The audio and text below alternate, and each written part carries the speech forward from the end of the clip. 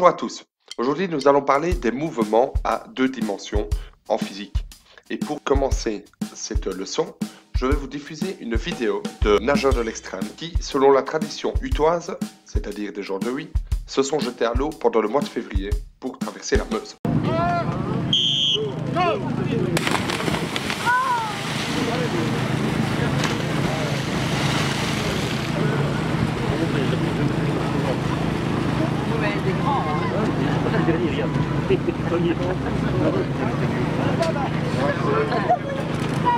Maintenant, essayons de décrire ce mouvement que les nageurs ont fait. Ils se mettent dans l'eau sur le côté gauche ici de notre dessin, sur ce point-ci, et ils essaient de traverser la Meuse selon une vitesse Vn qui est leur vitesse de nage. Ils veulent arriver sur le point à droite. Cependant, la Meuse également a un courant, et ce courant va les transporter vers le bas, puisque ce courant est animé d'une vitesse Ve qui va vers le bas. Et donc finalement, la vitesse vectorielle de nos nageurs n'est plus simplement Vn, mais bien une composition vectorielle de la vitesse Vn et Ve. C'est la vitesse V que l'on voit ici et qui va en oblique vers le bas. La vitesse V permet de déterminer la trajectoire que vont prendre ces nageurs lorsqu'ils vont traverser la Meuse. Et la vitesse est donc une composition vectorielle des deux vitesses Vn et Ve. Et si on l'inclut dans un repère OXY, la vitesse Vn est une vitesse qui est uniquement selon l'axe OX, alors que la vitesse Ve est une vitesse qui est uniquement selon l'axe OY. Et donc, on peut dire que Ve est égal à 0, point virgule Ve, où Ve est la norme de Ve, et que Vn est égal à Vn, point virgule 0, où Vn est la norme de la vitesse de nage. Et donc, ces deux vitesses qui ont chacune une composante selon x, selon y uniquement, vont se combiner en une somme vectorielle, et la vitesse V est la vitesse composée du vecteur Vn, point virgule Ve. Les nageurs, lorsqu'ils effectuent leur traversée de la Meuse, vont en réalité faire un MRU selon l'axe X, mais également un MRU selon l'axe Y.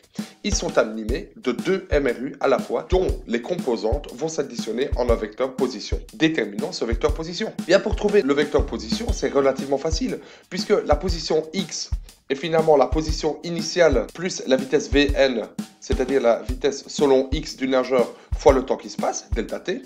Si on a t0 est égal à 0, eh bien ça nous donnera Vn fois delta t. De la même façon, selon y, on a y de t, la position selon y de notre nageur, est égale à Vy, c'est-à-dire Ve dans ce cas-ci, fois delta t, Ve fois t, si t0 est égal à 0. Et donc pour finir, nous pouvons déterminer le vecteur position de notre nageur, simplement en disant que R, le vecteur position, est égal non plus à la position x de notre nageur et la position y de notre nageur, mais x de t qui est une fonction du temps et qui évolue dans le temps, et y de t qui est une fonction du temps et qui évolue dans le temps, et que nous venons de déterminer grâce à ces deux équations-ci. Et donc on a R de t, qui est une fonction du temps, est égal à Vn fois t, point virgule, Ve fois t. Et ça, c'est ce qu'on appelle l'équation vectorielle du mouvement à deux dimensions. Maintenant, nous allons nous intéresser à une expérience réalisée par deux expérimentateurs. Ceux-ci ont un chariot sur lequel est fixé un mât vertical. À ce mât est accrochée une boule en acier qui peut tomber lorsque les expérimentateurs le veulent. Nous allons nous intéresser dans diverses situations, et la première, c'est lorsque le chariot a une vitesse initiale égale à 0. Now I'm going to open the switch and you watch the motion of the ball. The ball is accelerated straight down by gravity along a line parallel to this vertical reference line. Que remarquons-nous? Eh bien, que la boule est tombée du chariot avec une vitesse selon y qui a augmenté de plus en plus suivant les équations que nous avons connues de la chute libre. Mais selon x, cette boule ne s'est pas déplacée puisque le chariot était au repos.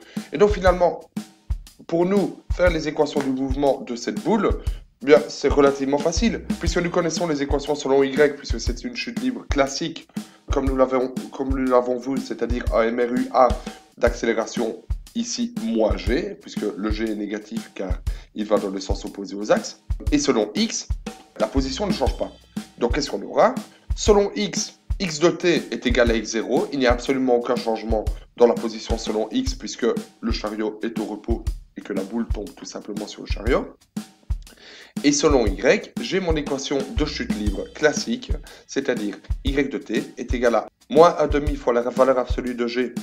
Puisque g est négatif, je prends moins la valeur absolue pour être certain de ne pas me tromper, fois delta t au carré, plus v0y fois delta t, plus y0. Ici, v0y est égal à 0. Et donc, on a moins 1,5 fois valeur absolue de g delta t carré, plus h, c'est-à-dire la hauteur initiale. Sur base de ces deux équations-là, nous pouvons déterminer la position de la balle à tout moment, c'est-à-dire la position R de t est égale à x de t, y de t. Je reprends mon équation x de t, qui est simplement une constante x0, puisque x ne change pas, et je reprends mon équation y de t, c'est-à-dire moins 1,5, valeur absolue de g, t carré, plus h. Et la voici. Maintenant, nous allons observer ce qu'il se passe lorsque le chariot se déplace à vitesse constante et que la boule est lâchée du chariot. Voyons voir ça grâce à notre expérience. I'm going to do exactly the same experiment that Dr. Hume did, but this time while the cart is moving at a constant velocity. When the cart passes this line, the ball is released, as you can see. Now, I want you to watch right here so that you will see the ball falling.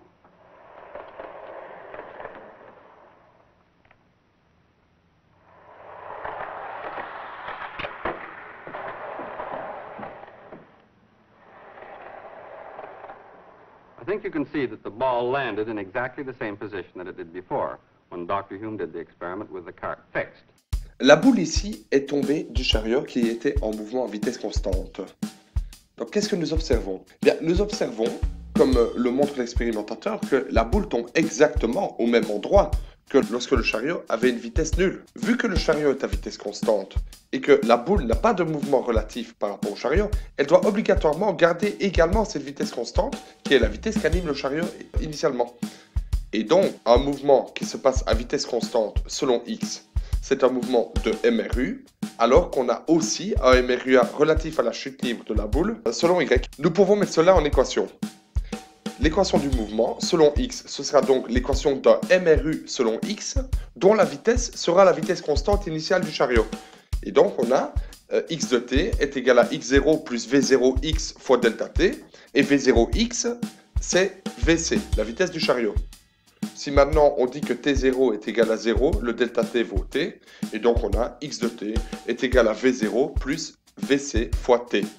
Et maintenant, pour la chute libre, eh bien, il n'y a absolument pas de raison que ça change. Ce sera la même chute libre pendant le même laps de temps que lorsque la boule tombe initialement du chariot sans vitesse. Et donc, c'est une chute libre classique pour laquelle y de t est égal à moins 1,5 fois la valeur absolue de g fois delta t au carré, plus v0y fois delta t, plus y0.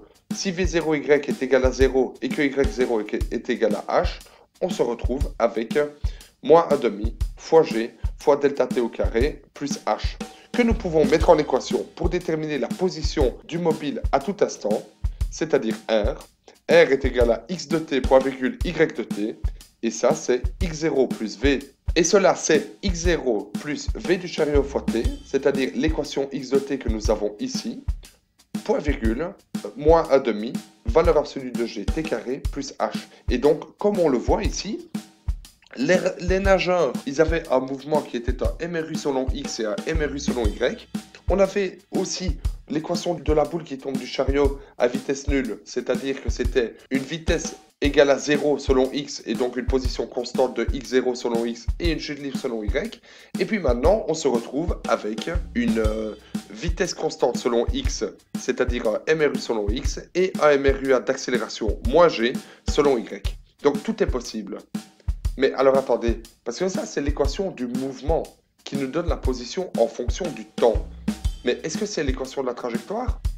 Je ne pense pas. L'équation de la trajectoire, ça devra être une équation en 2 dimensions qui nous donne le y en fonction de x et qui nous permettra de dessiner y de x. Voyons ce que l'expérimentateur dit à ce sujet. Now I'm going to do the experiment again.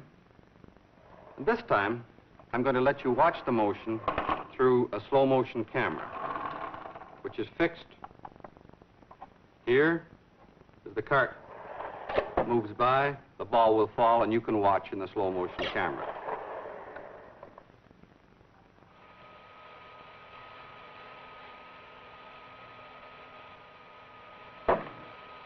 I'll show you this again. This time there'll be a line on the film so that you can see the path. Il semble clair que la trajectoire de la boule est une parabole. La vidéo que nous venons de voir montre que la trajectoire de la balle quand elle tombe en 2T, c'est-à-dire OX, OY, est une parabole. Mais comment est-ce qu'on peut le prouver? Eh bien, nous devons déterminer quelle est l'équation Y en fonction de X, sur base de nos deux équations X de T et Y de T. Nous devons donc éliminer la donnée T, c'est-à-dire le temps, à partir de ces deux équations-là. En avant. La première chose, c'est que nos deux équations ici, X de T et Y de T, nous les avons. Et donc, ce que je vais faire, c'est de la première équation ici, je vais mettre T en évidence, c'est-à-dire T est égal à X moins X0 divisé par VC. Et ensuite, je vais mettre ce temps, ce T, dans la seconde équation, comme ceci. Et donc, j'ai Y de X, et non plus de T, est égal à moins 1/2 fois valeur absolue de G, ça c'est la même chose, fois T carré, or T est égal à X moins X0 divisé par VC. Je le mets ici, plus H, je recopie le H.